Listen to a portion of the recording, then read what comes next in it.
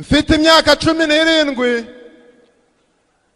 mvuye iwacu mu muryango wo kwa Mwitende ngiye mu masengesho mukozi w'Imana arambwiye ngo Imana iravugana nawe ngo uzaba depite.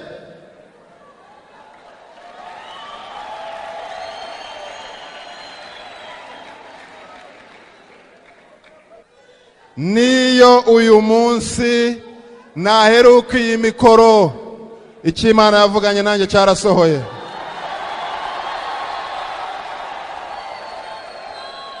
Nyiri kwibaza ibyo ngibyo mbona akamodoka kagahira igisiga turutse ruguru mu Kimihurura kangezeho aho nari mbagaze nta dodani zari zihari, mbona kabaye nkakinyuzemo gata ikijumba kinini kiruta umutwe wanjye mu muhanda wa kaburimbo.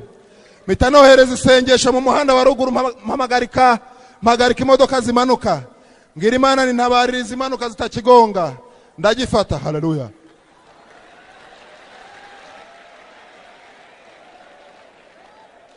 Haleluya. Maze kugifata mbura amafaranga 5 yo kugura ambaraje yo kugitwaramo, ariko ndagitambukana. Ngeze mu rugo Siriro arambona, yararwaye ijisho rimwe ryaravuyemo irindi rireba atagira rinete. Yesu ashimwe. Haleluya. Ndifuza kuvuga amagambo menshi mu gihe gito. Banyamasengesho barimo bansengere kugira ngo nze gucyura umubyizi. Haleluya.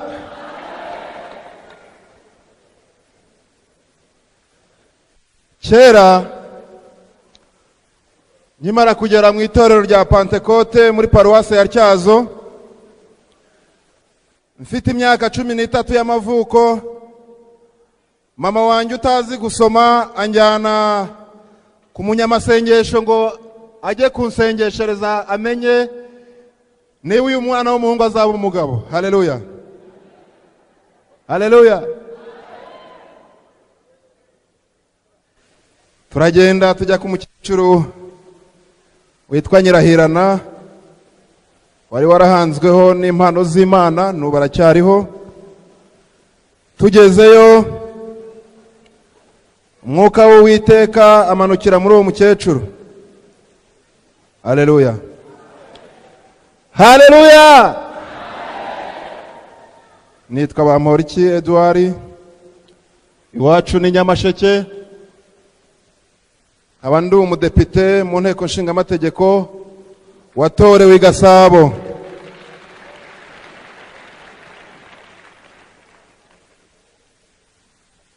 Ubundi ku bantu bemera ibitangaza, iyo nza gutorerwa i Nyamasheke cyari kuba ari igitangaza 90%, ariko gutorerwa i Gasabo utakisi igitangaza 100% waba utemera Imana. Haleluya.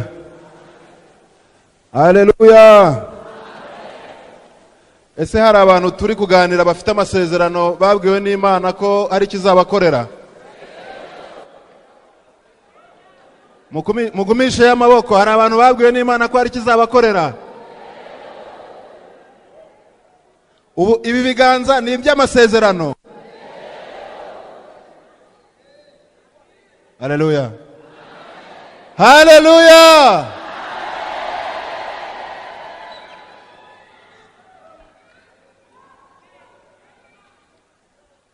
Hari umuntu wigeze gusurwa na Satani akamubwira ko iby'Imana yamubwiye bitazasohora, agire gutya. Uwagenderewe na Satani akamwongorera ngo nubwo Imana ibikubwiye birakomeye n'ibizasohora, nawe nagire gutya mubwire. Mwigira isoni mugire gutya mbabwire. Njyewe maze imyaka 4 mvuye i Cyangugu, narebye mu ikayi yanjye aho nari naranditse umukecuru amanurira ko nzajya mu bihugu by'i Burayi. Nari maze iminsi 3 ndashobora no kwigurira ibirayi. Haleluya. Kandi mfite isezerano ryo kujya hehe? Ndashobora kugura iki? mfite isezerano ryo kujya he? Ndashobora kugura iki? Mpita mpindura, mpita njya mu ikayi yanjye ndasiba, ndavuga ngo amatwi y'abarokora yumva nabi, Imana yavuganye nanjye ko nzajya i Burundi, numva i Burayi ndabisiba nandika i Burundi. Bukeye njya kuri immigration nsaba laissez-passer, bishira ntaho ngiye. Hari abantu Satani yongoreye ko ibyo Imana yavuze bitazasohora. Mugire mutya mbabwire,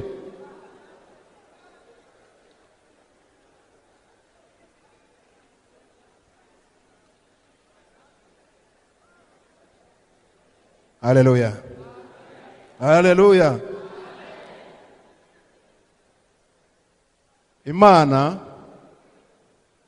Imana yacu, Imana y'Abanyarwanda ni Imana itagira isoni. Haleluya. Mfite imyaka 17 mvuye iwacu mu muryango wo kwa Mwitende, ngiye mu masengesho, mukozi w'Imana arambwiye ngo Imana iravugana nawe ngo uzaba depite.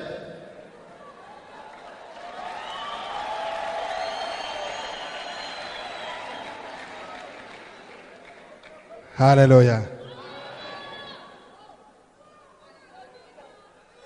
Niyo uyu munsi naheruka iyi mikoro, icyo Imana yavuganye nanjye cyarasohoye.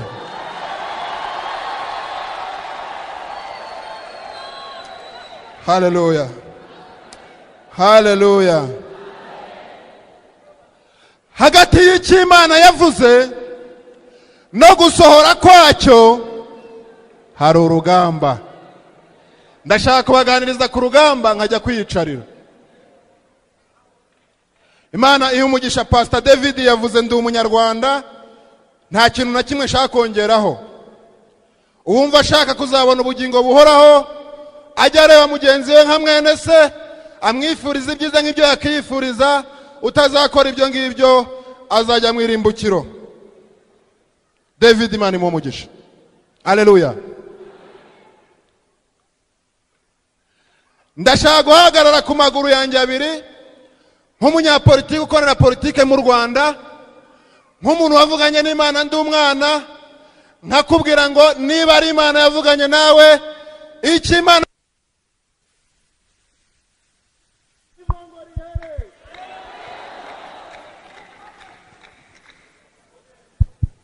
hagati y'iby'Imana yavuze no gusohora kwabyo hari urugamba. Nageze mu mwaka wa 3, vuga ngo mu mwaka wa 3, ebana ku ishuri yavuka ikibazo, nigaga Irangiro muri Nyamasheke, baravuga rero ngo habuze imashini ibaza imbaho yitwa, imashini ifasha izindi mashini kubaza imbaho yitwa Dinamo, ngo none muri ankete turi gukora nawe biragufata. Batujyana kuri burigade. Tugeze kuri burigade yo mw'Ityazo, njya mu nguni y'iyo burigade mbaza Imana ngo kuwa mbere bazakora toronkome. Warambwiye ko nzaba umudepite kutagira n'isoni wa Mana we. Nzabera umudepite muri iyi burigade, nzaba umudepite ntarize, bizagenda bite? Haleluya, haleluya. Hashize icyumweru hasigaye ikizami cy'Ikinyarwanda, baramfungura. Bamfunguye njya kuri arete yo mw'Ityazo, mfata bisi nzi Kigali. Ari ubwa mbere nje Kigali, ntagira mama, ntagira masenge, ntagira data wacu, kubera ko mu bintu umuhanuzi yambwiye, yarambwiye ngo ugomba kuva Cyangugu ukajya Kigali, Imana yawe niho muzahurira. Haleluya, haleluya. Ese hari abantu bari gufashwa n'ibintu ndi kuvuga?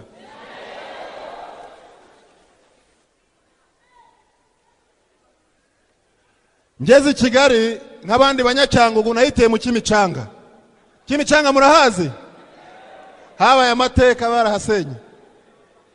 Mageze nshakisha Imana mu Kimicanga ndayibura. ndambuka njya mu Myembe nshakisha Imana ndayibura, ndazamuka njya Kimihurura nshakisha Imana ndayibura, njya mu rusengero rwa Kimicanga nshakisha Imana ndayibura, njya mu rwa Kimihurura nshakisha Imana ndayibura. Haleluya. Munsi umwe ngiye mu cyumba ahantu hano ku Kacyiru, Imana ati mwana wanjye navuganye nawe ariko nzakugirira neza, ihangana.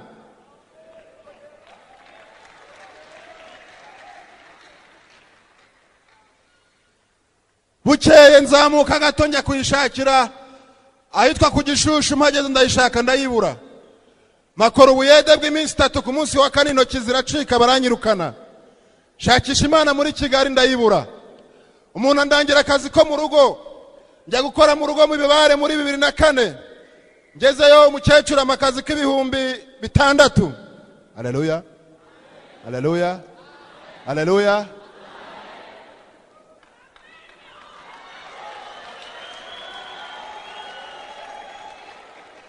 Akazi ndagakora. Munsi umwe mabuja aturutse mu nzu, nari ntetse inyama, ndikumva ko umunyu wakoze, umufuniko w'isafuriya urancika, wikubise ku isafuriya. Mabuja aje yiruka arampamagara, atadi wari we ni Karame, isafuriya yangira kuruta. Murabyumva? Murabyumva? Ese birumvikana? Mabuja yarambwiye ngo Edward we ni Karame, witonde niye isafuriya yangira kuruta. Ibiryo bimaze gushya, isafuriya ndayoza, njya mu mwiherero mu cyumba cyanjye n'isafuriya, nyitereka yanganira nayo, nimbwiza ukuri koko uranduta. Isafuriya iti ndakuruta. Nese unduta gute? Ati ngiye ibyo nkora byose ndabishobora, ariko wewe warize birakunanira, ugiye gukora akazi nibaguhemba, Imana yaguhaye amasezerano ntiyasohora, none uje gukora hano ntacyo ugezeho. Isafuriya ndakuruta, nturanduta. Haleluya, haleluya. Hagati y'isezerano no gusohora kwayo hari urugamba. Ese murabyemera? Ngaruka mu Kimicanga, ngiye n'umugabo witwa Siriro, dukodesha inzu y'ibihumbi 3. Tumaze amezi 2 tutayishyura, tumara iminsi 3 tutarya, nta masengesho turimo. Nkora urugendo rwo kubaza Imana niba ariyo yavuganye nanjye. Mva mu Rwintare ndaza ngera hari icyapa cya Rakorombieri cyerekeza hahoze Yerika mu gishanga. Mageze negamira ku cyapa, numva inzara iranyishe. Mbaza Imana ni uyu munsi ushobora kumbwira niba narayobye ngasubira iwacu, ko nubwo ari mu bakene nari ntaraburara 3. Nyiri kwibaza ibyo ngibyo, mbona akamodoka kagahira igisiga turutse ruguru mu Kimihurura, kangezeho aho nari mbagaze nta dodani zari zihari. Mbona kabaye nkakinyuzemo, gata ikijumba kinini kiruta umutwe wanjye mu muhanda wa kaburimbo. Mpita nohereza isengesho mu muhanda wa ruguru, mpagarika imodoka zimanuka, mbwira Imana ni ntabaririza imanuka zitakigonga, ndagifata. Haleluya.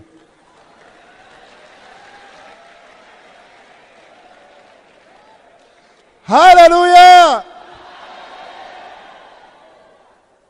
Maze kugifata, mbura amafaranga 5 yo kugura ambaraje yo kugitwaramo, ariko ndagitambukana. Ngeze mu rugo, Siriro arambona, yararwaye ijisho rimwe ryaravuyemo, irindi rireba atagira rinete. Arandeba niyamvugisha, ajya gushaka amakara twari twarazimije, arayatsa ashyira ku imbabura.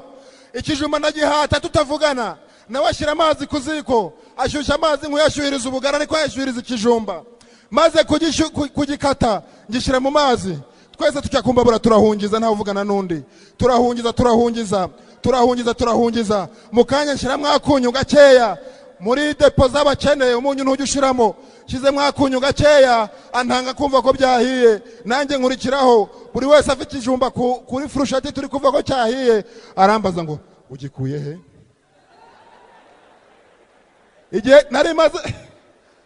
Haleluya.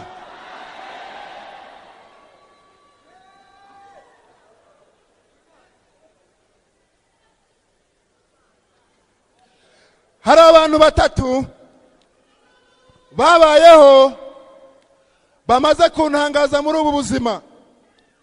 Uwa mbere yitwa Ruganzu Ndori. Ruganzu Ndori ni umwana wa Nsoro Samukondo wa Samembe, umwuzukuru wa Ndoba. Haleluya, haleluya. Uwo ni umunyarwanda wabayeho wantangaje. Undi wabayeho ntabwo ari umunyarwanda, ariko ngo yari yambaye inyama n'amaraso, yitwa Yesu Kristo, umwana wande, umwana wande. Haleluya, haleluya. Muri ibi binyejana byacu nabonye undi mugabo wantangaje witwa Kagame Paul, perezida w'u Rwanda. Abo bagabo batatu ngiye kubavugaho gatoya, ngiye kwiyicarira. Ruganzu ari ku myaka nk'iyi yanyu. Haleluya, haleluya, haleluya abanyamwuka. Hari abantu bafite amasezerano bongere bagire batya.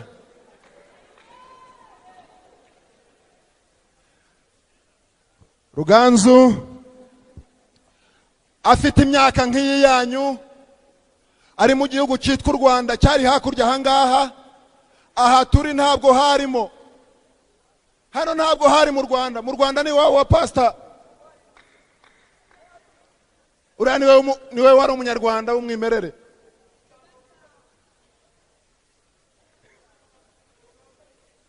Haleluya, haleluya. Uwo mwana w'umwami habaye ikibazo gikomeye mu Rwanda. Papa we amaze gutanga, amusigira ingoma ari muto, mu Gisaga kwa Kimenyi Musaya baraguriza u Rwanda. Imana zo mu Gisaka zigaragaza ko Kimenyi azashaka Robwa Nyiramateke, yamushaka u Rwanda rukazaba ingaruzwa muheto y'Igisaka. Uyu munsi tuvugana, iyo Ruganzu adakora icyo ngiye kubabwira yakoze, ntabwo tuba dufite u Rwanda. Haleluya, haleluya. Ruganzu amaze kubimenya, bashatse abacengeri, abantu bajya kumena amaraso mu Gisaka kugira ngo umugambi w'abanyagisaka ntuzasohore ku Rwanda. Babwira nyina Nyiraruganzu Nyakanga wari umugabekazi, baramubwira bati tanga umugabo wawe. Umwami amaze gupfa yari yarahunguwe na Yihande. Yihande niwe wari warahunguye uyu mugabekazi witwa Nyiraruganzu Nyakanga, umusingakazi. Abasinga muraho, hano hari abasinga muraho, nanjye ndi umusinga. Abasinga mukomere, abasinga murahari. Good. Ndabizi muri abakristo ariko haleluya, haleluya. Uko waba wifata kose, uko waba wisuzugura kose, ubyizeye, Imana yakugira igikoresho cyakiza igihugu, Imana yakugira igikoresho cyakiza itorero, wowe wenyine wigiriye icyo cyizere. Haleluya. Umwana w'umuhungu yumva mu matwi ye mama we ahamya ko adashobora gutanga umugabo we ngo ajye gutabarira u Rwanda, bitazandikwa mu mateka ko yamaze inda nyiginya, kuko yari yararongowe n'umugabo we Bwimba. Ruganzu Bwimba yari wa Nsoro yari yarapfuye, ariko n'uwo nguwo wundi bavuze bati mutanga atabarira u Rwanda. Baramubwira bati tanga musaza wawe. Musaza we Nkurukumbi yemera ko agiye kumutanga, ariko arongera atuma abanyabwenge, atumwa mu mwe ngo genda umubwire ko namutanze yigure. Arangije nawe agambanira u Rwanda, avuga ko yagize ibibazo, ko adashobora gutabarira u Rwanda kandi yagize ibibazo. U Rwanda barugaraguza agatwe, rubura umutabazi. Umwana w'umuhungu wari uri ku myaka yanyu, atitaye ku cyubahiro cy'ubwami, atitaye ku myaka ye yo kwishimira ubuto, yitaye gusa ku Rwanda rutaba ingaruzwa muheto, arahaguruka aravuga ngo uru Rwanda mutangiye kugaragaza gati. Haleluya. Ndarutabariye. Mwamere Ruganza amashyi.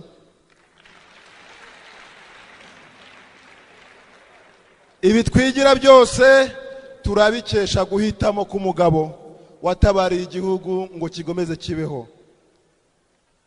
Yabwiye nyina ijambo rikomeye we na nyirarume, arababwira ngo muratutira mutubaka, muratutuba mutiriganya mutugambanira ku batindi batigeze gutanga amata mu Rwanda. Ndatabaye. Aratabara iteka n'iteka, abanyarwanda tuzabimwubahira. Haleluya. Yesu Kristo, haleluya, haleluya. Yesu Kristo yari afite ubumana burenze uko dutekereza. Aremera abo umuntu kugeraho mudatekereza. Nta nzu nimwe tuzi muri Isiraheli ya Yesu, nta mugore numwe tuzi muri Isiraheli wa Yesu, nta konte nimwe izwi muri Isiraheli ya Yesu, nta rwuri na rumwe ruzwi muri Isiraheli rwa Yesu. Haleluya, haleluya, haleluya, haleluya. Niwe wenyine wakoze ikintu abanyabwenge bakabazanya. Ntihagira ufata Bibiliya nyegere ngiye gusoza.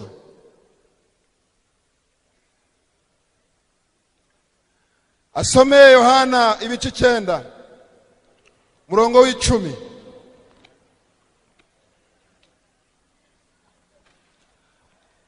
Kristo yari afite imbaraga n'ubutware n'ubushobozi butuma akora ikintu abanyabwenge bakabazanya. Babazanyije bate? Yohana ibice 9 murongo w'10. Baramubaza bati, mbese wahumetse ute? Mbese wahumutse ute?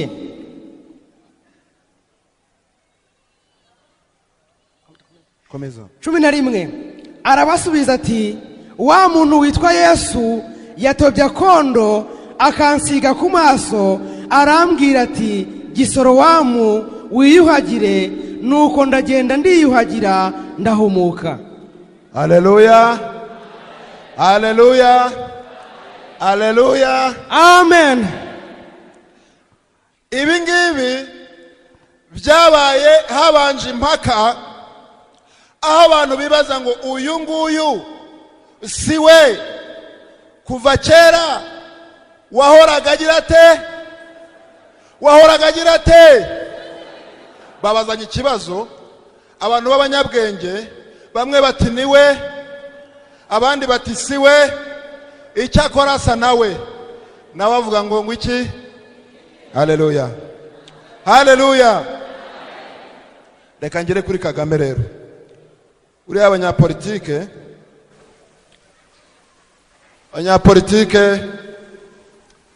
Imana izabaha ijuru nibarikorera,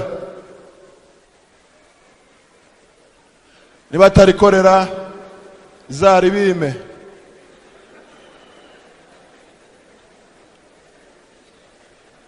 Ubundi bagira powers zishobora gutuma wakibwira ko kubera gusa ko bafite za immunité, umaze kuba umudepite baguha ikarita ya immunité, ariko nigendana n'igihe cya manda, iyo manda irangiye barayikwaka.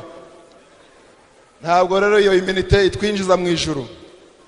Abanyapolitike Imana izabaha ijuru nibarikorera. Haleluya, haleluya. Hari igihe abantu bakorera Imana mu bikorwa ntibazigere na rimwe bavuga amagambo menshi yo muri Bibiliya, ariko bakaba bakoreye Imana. Reka mbabwire ikintu nabonye ku mugabo witwa Kagame. Haleluya, haleluya.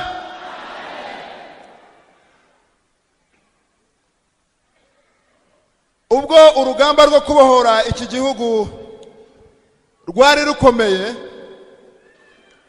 ndetse umugaba mukuru Fred Gisa Rwigema amaze kurugwaho, Perezida Kagame dufite uyu munsi Imana yaduhaye yari umunyeshuri muri Amerika. Haleluya. Yumvisha amakuru yuko urugamba rutameze neza, kubera ko yarazi umubabaro abanyarwanda bari bafite mu buhungiro no mu gihugu. Asiga amashuri ajya mu ndake. Haleluya. Haleluya. Asiga amashuri.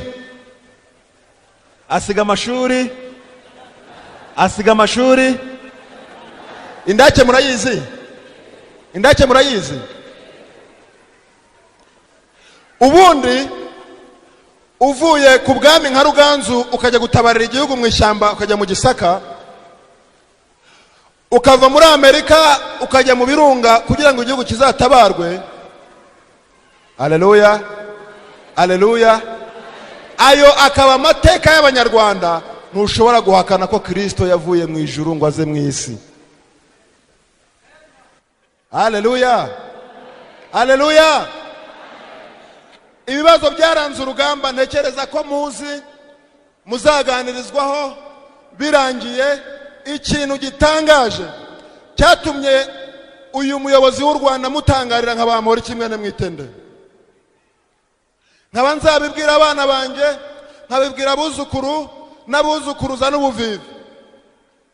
Ni ukubona umugabo wayoboye urugamba, abantu bakarugwaho, agafata igihugu, yamara gufata igihugu agahura n'umugabo wisha abantu, afite abana, afite abagore, akabwira uwishwe mu mujyane mu butabera, abana be mu bajyane mu mashuri, akagwa nk'uko kakarangije mu kajyane mu kazi. Uyu mugore niba yarize nawe mu muhakazi. Aba bose ni abanyarwanda. Guys, abacukumbuzi ba Bibiliya bazacukumbure batubwire aho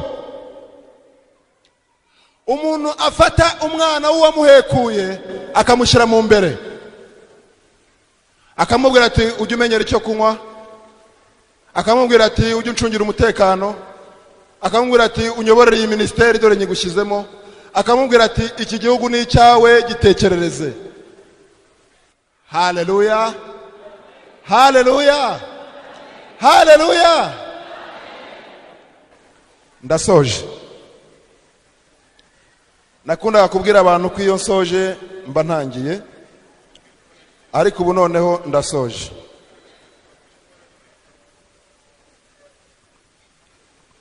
Hari ibintu nifuza ko muzasengera. Imana yambwiye ndi ku musozi, nari ndi hano hirya ku musozi w'Ishiro. Ishiro ni umusozi nta nzu ihari, nujyayo imvura yaguye izakunyagira, nujyayo nijoro bazagufunga, nujyayo uzajya ubanza usenge. Nigeze kujya mu rutare rw'ahantu bita Samatare, hashize icyumweru mvuyeyo, umushumba atabizi arampamagara ati ngwino tujye gufunga urutare rw'ahantu bita Samatare. Tugeze ku rusengero ahantu, tugiye kubabwira ko batazongera gusengera mu rutare.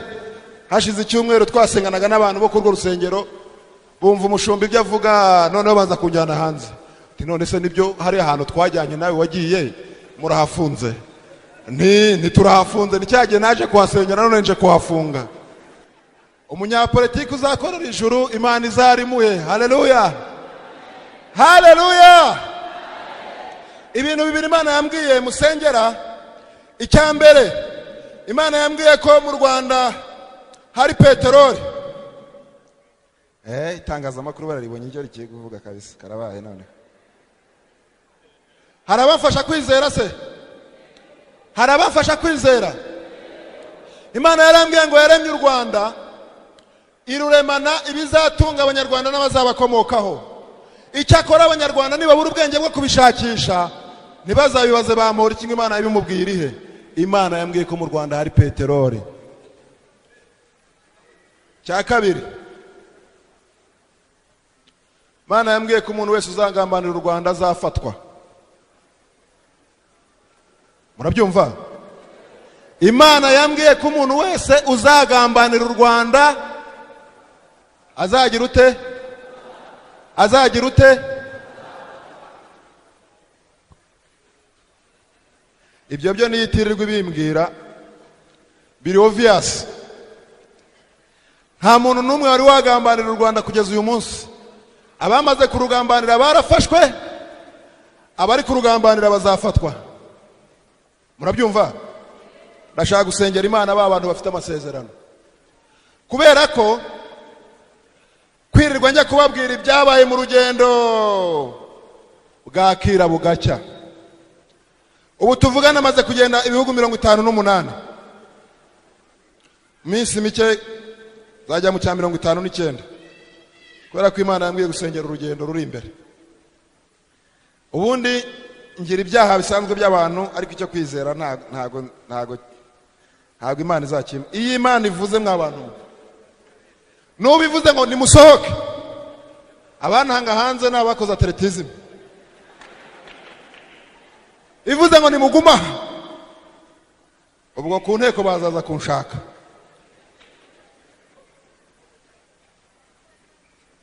Niba uri sure, ni ijambo ry'icyongereza ngo sure, uri sire, ubizi neza ko iyavuganye nawe ari Imana, hagarara ku masezerano. Haleluya, haleluya. Uru rubyiruko nahagarara ku maguru abiri nkavuga ko ari rwo rubyiruko igihugu gifite rwakorera iki gihugu kikazagera aho gishaka, kubera ko ntabwo muzi aho itabi riba, ntabwo muzi aho tubari tuba, ntabwo muzi aho uburaya buba. Ubizi yihane ategereza amasezerano. Ariko uw'Imana yabwiye ngo uzakorera iki gihugu, we gushidikanya, you are in a good place. Uri ahantu heza, muri ahantu heza, kuko nurebesha amaso utarabwiwe n'Imana akareba progress y'iki gihugu. Ari umujene w'imyaka 18 ashatse yavati nanjye nzaba depite nabamura kimwe n'imwitende yarabibaye, si nkene y'umanurira. Ariko niba yanyweye itabi ntabyo azaba, niba inzoga yamwishe ntabyo azaba. Imana yacu ntabwo ifata imyanya ngo ipfushe ubusa abanyamasezerano muhari.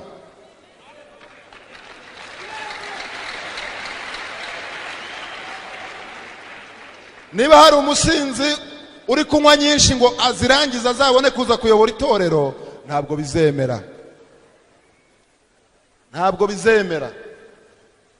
Uyu murimo uri mu biganza byacu abajene, iki gihugu kiri mu biganza byacu abakiri bato, cyane cyane abagerageza gukora ibyo Imana ishaka.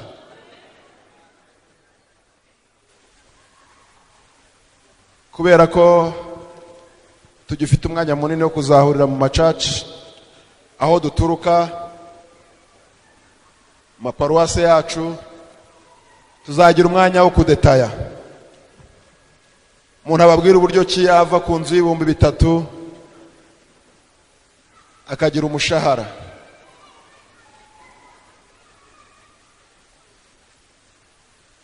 Umuntu ashobora kugera ku rwego rwo kwiyanga wumva nawe wibihiye, ukagera igihe abanyamerika bagutumaho ngo wa muntu wakinye filime naza atambuke, uko utambutse bakaguhemba bakakwishyura. Isura yawe wanze kubera amateka, kubera inzara, kubera amasezerano adasohora, abazungu bakayishyura ngo bayirebe.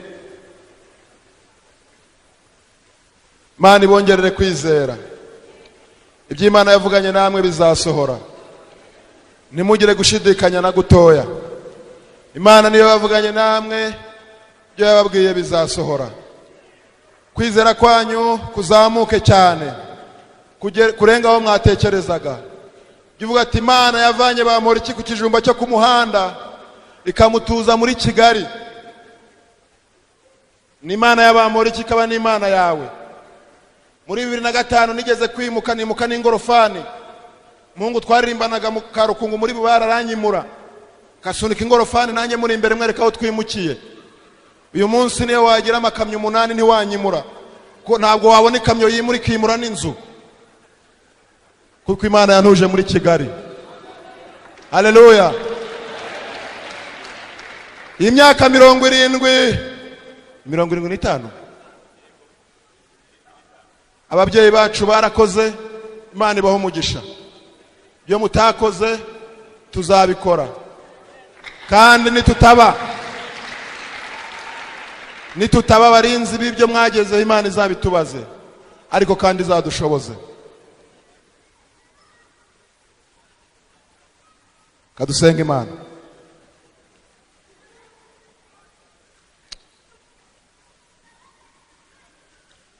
Abari gusemurira abanyamahanga niba bambwirire ko nabonye ikimenyetso cy'ubumuntu.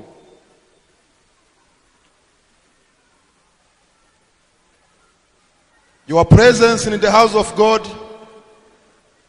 it's a real meaning of humanity. Having you here, it's a meaningful. It has a big meaning. I'm very happy, and I'm sure my government is happy to have you in Rwanda. Keep coming.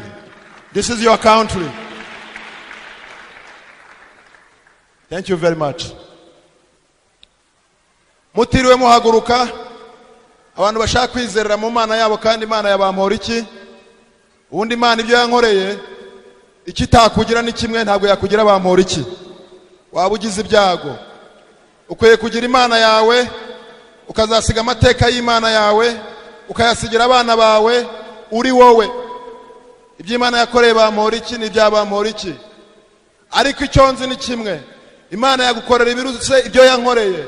Ntiwaba bampora iki, ariko wamurusha. Duhuze kwizera.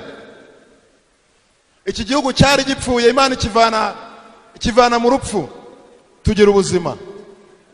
Iki gihugu twarasabirizaga budget ya 95, 96, 97, twasabaga ibihugu ngo bigabangane. Uyu munsi dufite 60 n'imisago ku ijana ya budget twivanamo nk'abanyarwanda. 94 abantu barabazanyaga bati ariko se urusi rwa Rwanda rugiye gusabiriza rwakavuye ku ikarita y'isi. Ariko uyu munsi bashaka kwibaza batese uru n'u Rwanda, ese ntabwo ari rwo? Abana b'u Rwanda muhagarare duhamye ngo ni twebwe. Haleluya. Muve mu mateka apfuye bene wacu n'ababyeyi bacu babayemo, twubaka iki gihugu tuzajye mu ijuru. Kansaba umudamu wanjye azabasengere.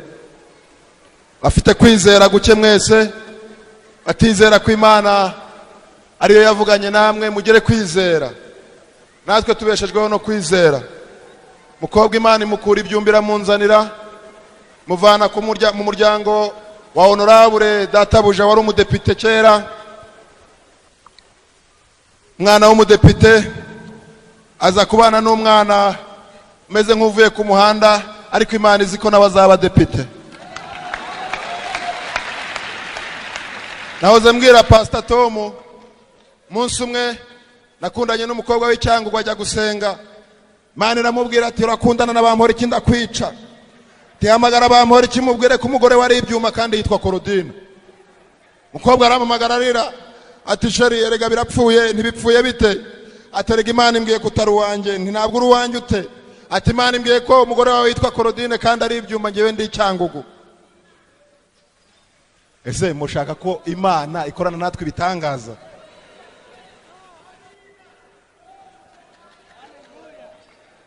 Nta jambo na rimwe ryitwa shushu sheri nigeze mbwira umugore wanjye tutarabana. Twakubitaniye mu nzira ndamureba, ndabana niba kurongora bibaho, Imana ikabizi ko nanjye ndi mu bazajya mu murongo w'abazagira abagore. Nina kurongora Imana izashaka ukundi kuntu ingenza. Niryo jambo.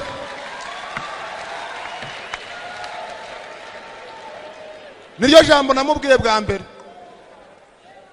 Arandeba rero andrenze ingohe, ubwo umuhungu narisengeye, ariko kandi sineretswe. Ageze iwabo ajya mu cyumba cy'amasengesho, reka dawe nta nubwo yibuka n'agasura kanjye. Ageze iwabo mu cyumba, umuhanuzi ati mwana wanjye se umuhungu mwahuye wamubonye?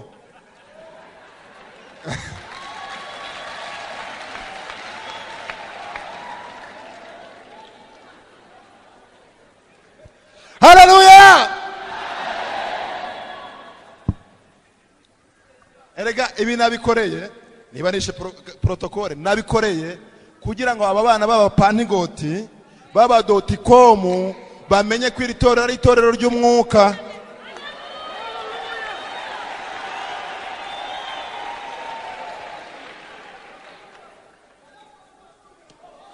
Aba bayobozi niba bakiyobora iri torero, niba batariyobora bazamvuganire, bazaba bakomeye, bazaba barariyoboye. Umunsi nge n'uyu mukobwa wa databukwe twabyaye umwana w'umuhungu w'imfura, tuzakora igiterane mbamenera ababanga y'iby'Imana ibwira abashakanye. Haleluya, haleluya. Ubundi niba hari ikintu cyamvangira nuko nabyara umwana nyuma y'imyaka 5 ndi umupanigoti wizera akavuka ari umukobwa ari imfura. Byamvangira atari uko mvangura ibitsina, ahubwo ari uko Imana yavuganye nanjye ko umwana wanjye w'imfura ari umuhungu. Icyo rero nkibabwiye kitaraba, kandi umugore wanjye ntabikunda. Tumaze imyaka 5 ivango ndamuzanye araje tukizera, mwako gashira hashize 5 turamutegereje. Haleluya. Reka sengere abo ukwizera kwabaye guke, kandi umunsi wa mwana wacu yaje muzaze dushimana Imana, kuko uwo nguwo wenyine namara kuza nzababwira ibizakurikira. Bega abapanigoti bafite kwizera guke we, Imana ibongerere kwizera. Yego yego. Abo tuzasengana mu byumba nzajya mbavunguriraho no kubindi yavuze bitarasohora, ariko hano ndabicecetse atagira uva akajya kungambanira. Ariko Imana iriho, Imana y'abapanigoti iriho. Haleluya. Imana y'abapanigoti iri.